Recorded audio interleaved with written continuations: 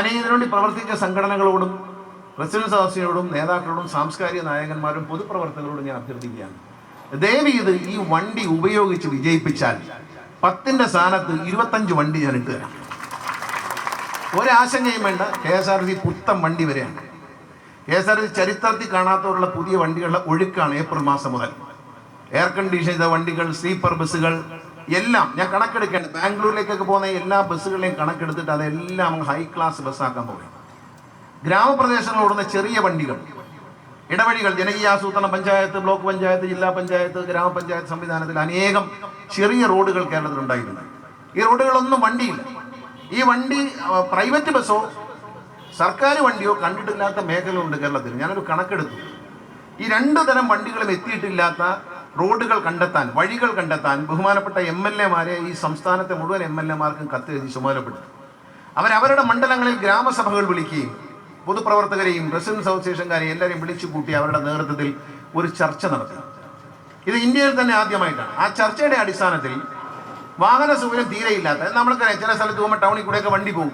പക്ഷെ ഉൾപ്രദേശത്ത് പാവപ്പെട്ടവർ, തൊഴിലാളികൾ, തോട്ടം തൊഴിലാളികൾ, പിന്നെ പട്ടികജാതിപ്പെട്ടവർ, ആദിവാസി കോളനികൾ, ഇങ്ങനെയുള്ള പ്രദേശങ്ങളൊക്കെ അവിടെയൊക്കെ ആ ട്രൈബൽ സെറ്റിൽമെന്റിലും കാര്യങ്ങളിലൊക്കെ വണ്ടികൾ പോകുന്നില്ല. അവർ വണ്ടി കണ്ടിട്ടേ ഇല്ല, പൊതുഗതാഗതമില്ല. അവർ മണിക്കൂറുകളോളം നടന്ന് ഓട്ടോറിക്ഷ കയറി ജീപ്പിൽ തൂങ്ങിക്കിടന്നൊക്കെയാണ് യാത്ര ചെയ്യുന്നത്. ഇതൊന്ന് മാറ്റണം എന്ന ഉദ്ദേശത്തോടുകൂടി മന്ത്രിയായ വന്ന ഉടൻ തന്നെ ഞാൻ ബഹുമാനപ്പെട്ട മുഖ്യമന്ത്രിയുടെ അനുമതി വാങ്ങിച്ചു. ഇന്ത്യയിൽ ആദ്യമായി കേരള സംസ്ഥാനം റൂട്ട് ഫോർമുലേറ്റ് ചെയ്യാൻ പോവുകയാണ്. ഇന്ത്യയിലെ മോട്ടോർ വെഹിക്കിൾ നിയമത്തിലുള്ള ഈ വകുപ്പ് എടുത്തുപയോഗിക്കാത്ത സംസ്ഥാനങ്ങൾ മുമ്പിൽ കേരളം ആദ്യമായി സ്വകാര്യ വാഹനങ്ങളോ KSRTCയോ ഒന്നും തന്നെ പോകാത്ത മേഖലകളിൽ പൊതുമേഖലത്തെ ശക്തിപ്പെടുത്താൻ പ്രൈവറ്റ് ബസ് അനുവദിക്കാനാണ് റൂട്ട് ഫോർമുലേറ്റ് ചെയ്യാൻ തീരുമാനിച്ചു. MLA-മാരതിൽ ജനകീയ സഭ കൂടി.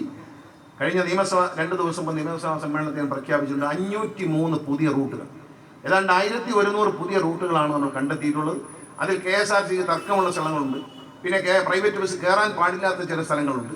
അതിനെ ഒന്ന് പരിഹരിക്കുന്നതിന് വേണ്ടി മാറ്റിവെച്ചുകൊണ്ട് 503 വെർജിൻ റൂട്ട്സുകൾ, അതായത് ഇതുവരെ ഒരു ബസ് KSRTC ബസ്സോ പ്രൈവറ്റ് ബസ്സോ ഒന്നും പോയിട്ടില്ലാത്ത 503 റൂട്ടുകൾ സർക്കാർ കൊടുക്കാൻ പോവുകയാണ് പ്രൈവറ്റ് ബസ് ഓടിക്കാൻ. ഇനി പെർമിറ്റ് അല്ല, അത് ലൈസൻസാണ്.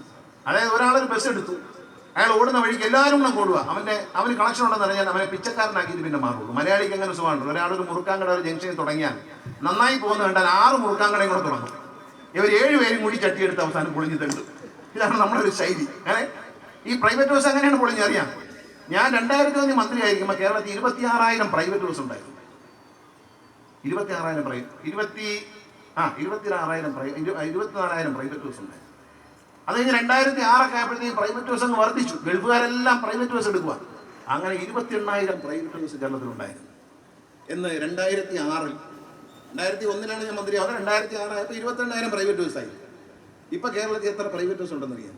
7,000 പ്രൈവറ്റ് ബസ്. ഒരു പ്രൈവറ്റ് ബസ് നിൽക്കുമ്പോൾ സർക്കാരിന് ഒരു വർഷം 1 ലക്ഷം രൂപ ടാക്സ് പോകും. ഒരു പ്രൈവറ്റ് ബസ് നിൽക്കുമ്പോൾ 3 പേർക്ക് ശരാശരി ജോലി പോകും. ഒരു ഡ്രൈവർ, ഒരു കണ്ടക്ടർ, ഒരു ക്ലീനർ, 3 പേർക്ക് ജോലി പോകും. അങ്ങനെ 28,000-ൽ നിന്നും 7,000 താഴെ വരുമ്പോൾ എന്തുമാത്രം ബസ്സുകൾ ഈ രാജ്യത്ത് നിന്നു, എത്രമാത്രം ഇവരെ മിനിമം 50 മുതൽ 100 ലിറ്റർ ഡീസൽ അടിക്കും ഒരു ദിവസം.